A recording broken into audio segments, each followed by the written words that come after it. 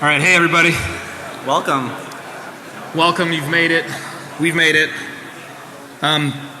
Today we're going to talk about man-in-the-middle attacks on doing it on an IPv4 network using IPv6. And with that, we'll just kind of go ahead and get started. My name is Scott Behrens. I work at NeoHapsis as a senior security consultant. I'm also an adjunct professor at DePaul University. I teach some software security courses there. All right. My name is Brent Bandelgar. I also work as a security consultant at NeoHapsis. And although he's not here, we have to give a big tip of the hat to Nathaniel Cooper Knowles, a principal security consultant at NeoHapsis as well. Yeah, he kind of got us started on this whole project, so. Yeah, so what are we here to talk about? Well, we're going to touch on something that came out a few years ago, which is known as a Slack attack. And really what this is we have systems like Windows Vista and Windows 7 that listen to IPv6 by default. And a buddy of ours, Alec Waters, developed a guide to kind of exploit this fact. And it's known as a Slack attack, and we'll walk through a little bit how that attack works.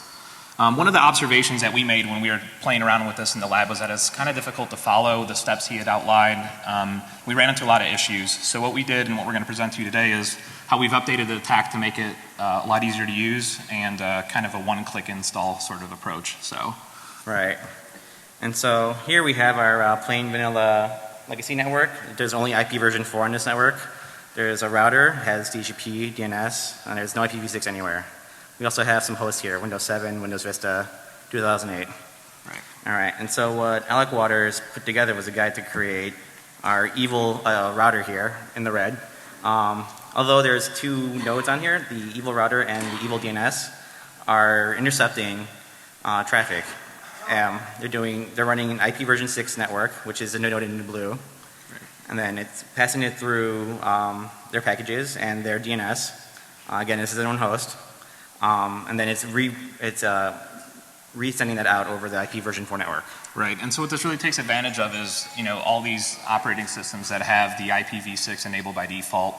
We kind of send out this router advertisement, and the clients say, oh yes, I want to route over IPv6, that's what I prefer. And so we really take advantage of that fact, and we start routing all their traffic through our interface, for example. And then back out over IPv4. Right. Completely transparent to the user. All right, so here's a little brief history of the guide as presented by Alec Waters. First off, you'll note that Windows XP is not affected because it doesn't have an IPv6 stack. Vista and Windows 7 work for sure. And when we were trying it in the lab, we just got our hands on a copy of Windows 8, and we found that we couldn't get it to work properly the way that Waters had written it.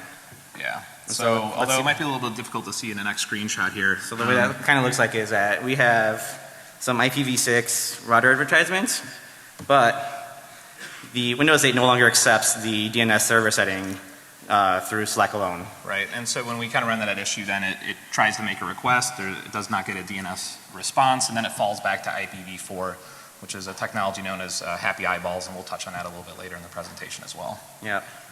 So there's some other issues with the guide that Waters had put together as well. First off is there's a lot of configuration files you have to go through and edit. So these steps were very detailed, but there's still a lot of things to go through. A lot of IP addresses and ranges to keep track of. Lots of configuration flags to get through. Right. And there's, it also used a lot of old and deprecated packages. So, he basically said it was held together with string and sticky tape, and that is pretty parallel to what we actually experienced when we were playing with this in the lab. And, because of that, we kind of went back to the blog post and we were like, are we the only ones that are having problems getting this thing working? And we were reading through the forums and, this guy Duncan couldn't get it to work. Vox couldn't get a particular package to compile. So, it was definitely a little bit too complicated for something that, we were really thinking could be an awesome weapon on penetration tests or things like that. All right. To make that feasible, we need... Yeah, so what we ultimately decided that we needed was... Click the button, man. The button? It's up. Oh, sweet. Yeah, check that out. I got that from freebanners.net. Mm-hmm. Automation domination, right? So, yeah. Yeah. And really what this does is it's kind of one bash script to rule them all. After we spent all this time coming up with sane defaults for the configurations, removing all the old deprecated packages, we came up with this basically one-click install that takes care of all the dependencies, configures your host, and we also made some adjustments to the way that it works so that it actually does work on Windows 8. Right. And it's been currently tested on Ubuntu LTS, and we've tested on a variety of the Kali flavors. So you should be able to just pull the script and run it to start manning the middling, all the things. Right. And we'll show you how that looks like in a bit. Before you get started, you're going to need to know the interface of your attacker host that you want to run it on. And you're also going to need an extra IPv4 address on the network that you're attacking as well to do net translation. Right. And you're going to want to test in your own isolated lab first. It is a relatively kind of aggressive attack. You're basically going to route everything through your host. So if you imagine doing this on a relatively flat network where maybe you have 100, 200 or n number of hosts, you're going to be routing a lot of traffic through your host. So you need to be careful. We suggest just testing that on a couple hosts first. And another thing that I wanted to mention that might have not been totally clear in the slides is that this attack only works on a local network. You need to be on the same subnet as the victims that you're targeting. All right. Let's go ahead and see how the installation looks. And the reason we're showing you this is just because how little time you actually need to get it running. Literally, we invoke the command, and within a couple minutes, or less than a minute, it's going to pull down a number of packages, such as Tega to do the NAT64 translation, the standard bind9 server, standard DHCP-v6 server, and that's pretty much everything you need to start setting up your IPv6 overlay network.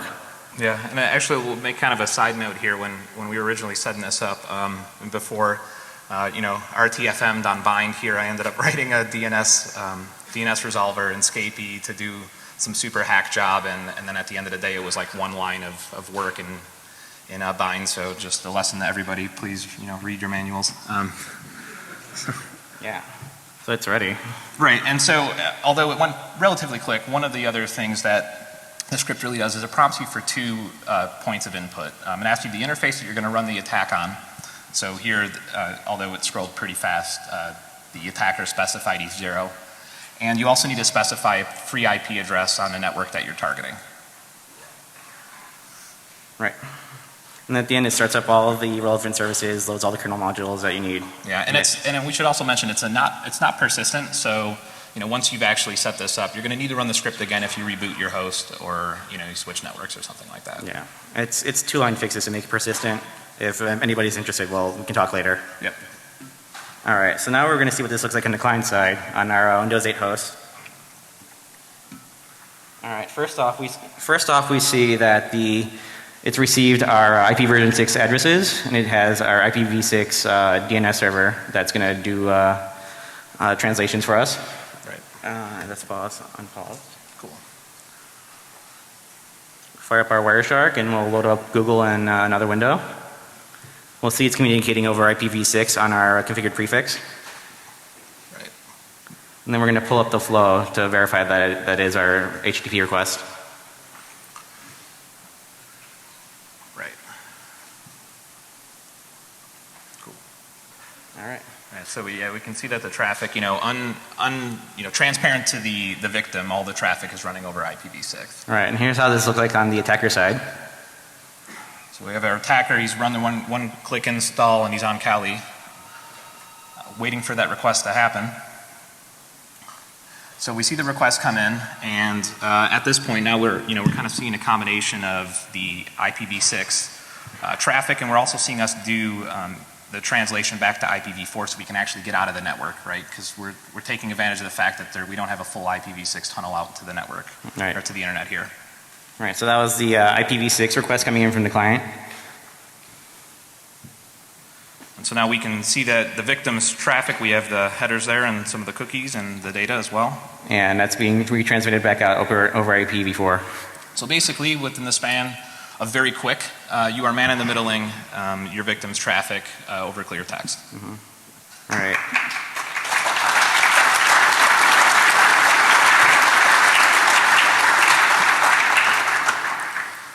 Thank you. Yeah. So we really think that the main focus here was just to improve the efficiency, and it went from spending quite a bit of time in the lab to get it working to now it's just 2 variables you enter and about a minute of configuration time. around. So, thanks.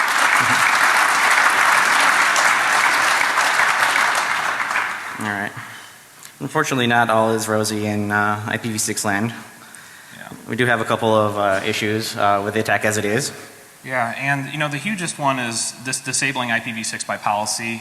So if you know you're in an organization that has it turned off, this attack just simply isn't going to work.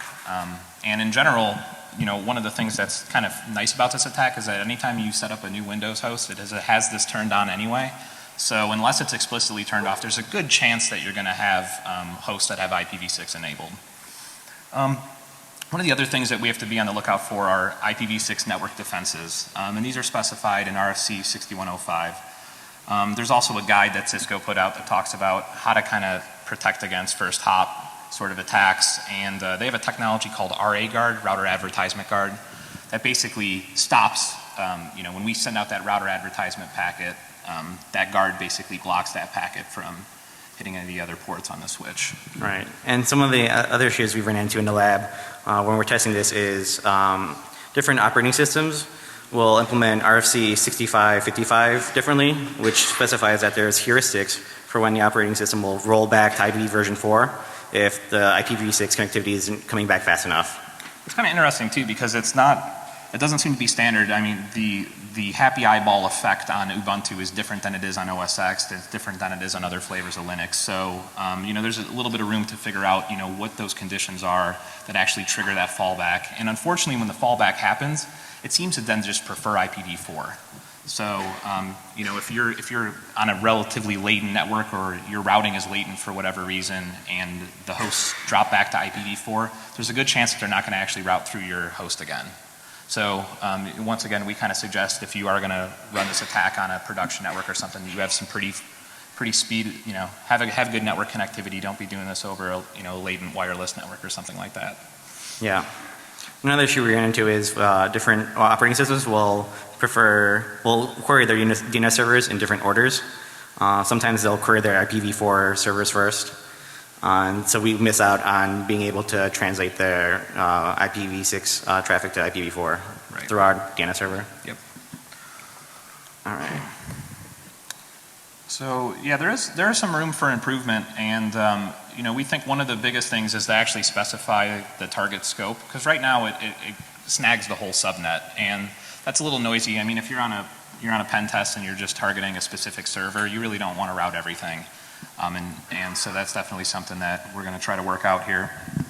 We also automate some basic network reconnaissance. Like, it'd be nice if the script just picked the free IP address for you, so you didn't have to specify that. That's just one less step that somebody could either mess up or just make it easier for everybody. Right. We'd also like to figure out a way to detect if there's already IPv6 countermeasures implemented on a network. For example, if being able to send out a router advertisement and then just waiting a specified length of time, and if nothing comes back, we can probably assume that there's nothing, that our stuff's being blocked. Yeah, that they have a protection enabled, correct. Right. We'd also like to be able to automatically configure a true IP version 6 tunneling to enable true end-to-end v6 connectivity. And the reason for that is because sometimes clients will receive a legitimate quad A IP version 6 address, and they're not going to be able to actually connect back to that site. And so happy eyeballs will kick in and they'll fall back. So we'd like for that to be as easy as possible as well. Right, exactly. Right. Another thing we'd like to be able to automate and include is leveraging the Hacker's Choice IPv6 tools. There's a number of very nice tools in there. In particular, there's a tool that will listen for the router advertisement responses, and it'll just basically just on standard out display the list of IPv6 addresses that are getting handed out, so you can see, and their MAC addresses, so you can see exactly which clients are being added onto the overlay network. Right, yeah, so they'll give you a little bit more kind of metrics and give you a better clue on actually what's going on with the attack. So, and we'd also like to see this expanded to more platforms. I mean, we did a little bit look at the mobile stuff, and it's just not, IPv6 just didn't seem to be there, right? We were looking at it on Android, and so. Android's just not all the way there yet. And then on iOS, the DNS servers are queried in linear order, so their v4 DNS servers are always going to go first. Yeah, and you know, we ran into some issues with that, so I think there's a little bit more research that could be done to figure out how can we get this across a broader array of operating systems. Right. And of course, we'd also like to get this ported to other attacking hosts as well, to suit people's needs and preferences. Right. All right. So here's how you can help. Yeah, so go ahead and pull it off our GitHub here.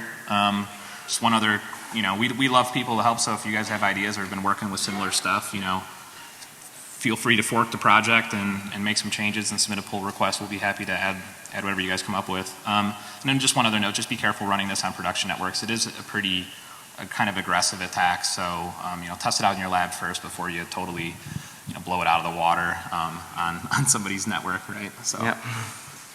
All right, with that. Well, thank you guys.